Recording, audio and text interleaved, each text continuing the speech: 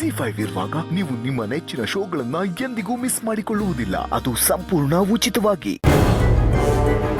ಯಾರೇ ಒಬ್ರ ಬಗ್ಗೆ ತಪ್ಪು ಮಾತಾಡೋದಾದ್ರೆ ಕಣ್ಣು ಮುಂದೆ ನಿಂತು ಮಾತಾಡಬೇಕು.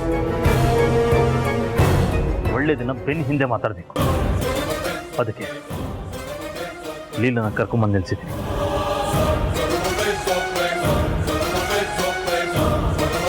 ಹೇಳಿ, ಏನೋ ಹೇಳ್ತಿದ್ರಲ್ಲ, ಅದೇನು ಹೇಳಿ.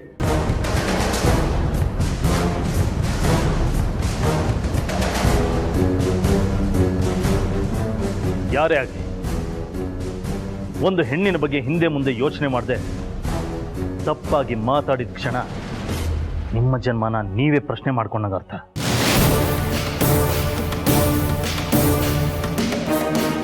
ಹೆಣ್ಣು ಅಂದ್ರೆ ಏನ್ ಅನ್ಕೊಂತೀರ? ಇದೇ ಜಾಗದಲ್ಲಿ ನಿಮ್ಮ ಅಕ್ಕನೋ ತಂಗಿನೋ ಅಮ್ಮನೋ ಇದ್ದಿದ್ರೆ ಇಷ್ಟೇ ಸುಲಭವಾಗಿ ಜಡ್ಜ್ ಮಾಡ್ಬಿಡ್ತಿದ್ರ?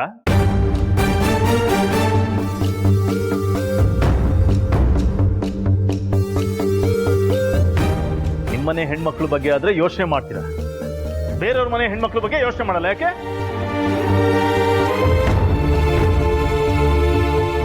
ಹೆಣ್ಮಕ್ಳು ತುಂಬಾ ಸುಲಭವಾಗಿ ಮಾತಕ್ಕೆ ಸಿಗ್ತಾರೆ ಅಂತನ, ಅಥವಾ ಹೆಣ್ಣು ತಾನೆ ಏನ್ ಮಾಡ್ಕೋತಾಳೆ ಅನ್ನೋ ಅಹಂಕಾರನ?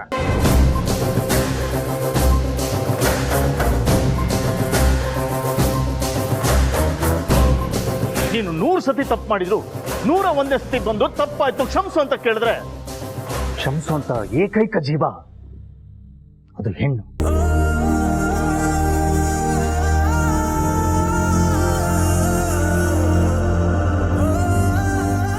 ನಿನ್ನ ಅಂತಸ್ತಿಂದಲ್ಲ, ಅಂತರಂಗದಿಂದ ಅಳಿಯುವಂತ ಒಂದೇ ಜೀವ ಅಂದ್ರೆ ಅದು ಹೆಣ್ಣು.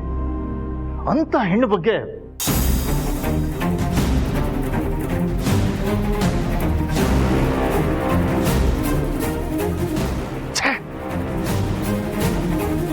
ಪ್ರತ್ಯಕ್ಷವಾಗಿ ಕಂಡು ಪ್ರಮಾಣಿಸಿ ನೋಡು ಅಂತಾರೆ. ಆದ್ರೆ ಈ ಮಾತು ನನ್ನ ಲೀಲಾಗೆ ಅಪ್ಲೈ ಆಗಲ್ಲ. ಯಾಕೆಂದ್ರೆ ನನ್ನ ಲೀಲಾ ತಪ್ಪು ಮಾಡಲ್ಲ.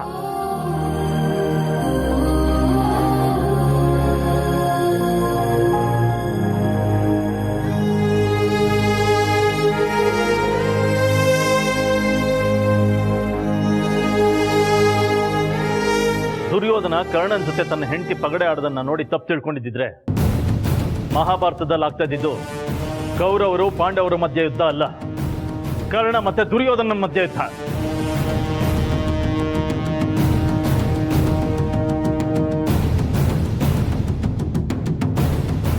ಗಂಡ್ಸಾದವನು ಅನುಮಾನ ಅನ್ನೋ ಪಿಶಾಚಿಗೆ ಜನ್ಮ ಕೊಡ್ಬೋದೇ ಹೊರತು ಮೀಸೆ ತಿರುವಿ ತೊಡೆ ತಟ್ಟಿದ್ರು ಒಂದ್ ಜೀವಕ್ಕೆ ಜನ್ಮ ಕೊಡಕ್ ಸಾಧ್ಯನೇ ಇಲ್ಲ.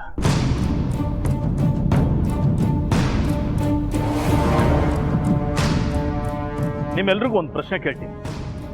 ರಾವಣ ಯಾವತ್ತಾದ್ರೂ ಸೀತೆನ ಮುಟ್ಟಿದ್ದ ಅನ್ನೋ ಮಾತನ್ನ ಕೇಳಿದೀರಾ? ಯಾವುದೇ ಕಾರಣಕ್ಕೂ ಇಲ್ಲ ಸರ್. ಹಾಗೆ ನನ್ನ ಲೀಲಾ, ಚೂಡನ್ ಯಾರಾದ್ರೂ ಕೆಟ್ಟ ದೃಷ್ಟಿಯಿಂದ ನೋಡಿದ್ರೆ ಕಣ್ಣೆ ಹೊರಟೋಗುತ್ತೆ. ಯಾರ ಮುಟ್ಟಕ್ಕೆ ಪ್ರಯತ್ನ ಪಟ್ಟರೆ ಸುಟ್ಟು ಭಸ್ಮ ಆಗ್ತಾರೆ.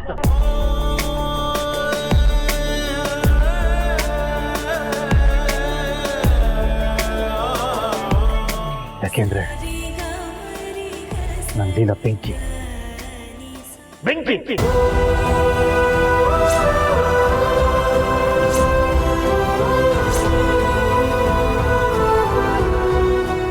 ಅಂಡ್ ಯು ನನ್ನ ಹೆಂಡತಿ, ನನ್ನ ಜೀವ,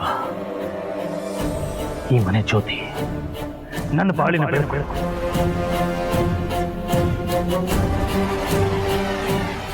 ಇದೇ ಕೊನೆ. ಇನ್ನೊಂದು ಸತಿ ಯಾವುದರ ಹೆಣ್ಣಿನ ಬಗ್ಗೆ ತಪ್ಪಾಗಿ ಮಾತಾಡ್ದೋ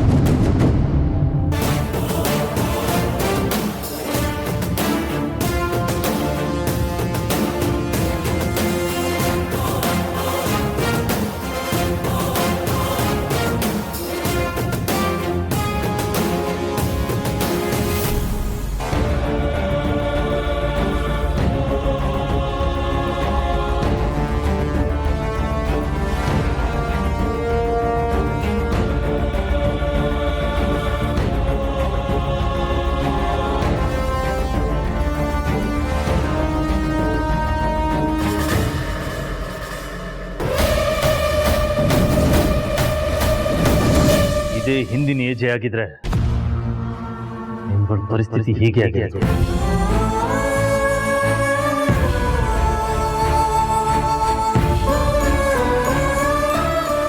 ಪ್ರೀತಿ ಶಂಸದನ್ನ ಹೇಳ್ಕೊಡುತ್ತೆ.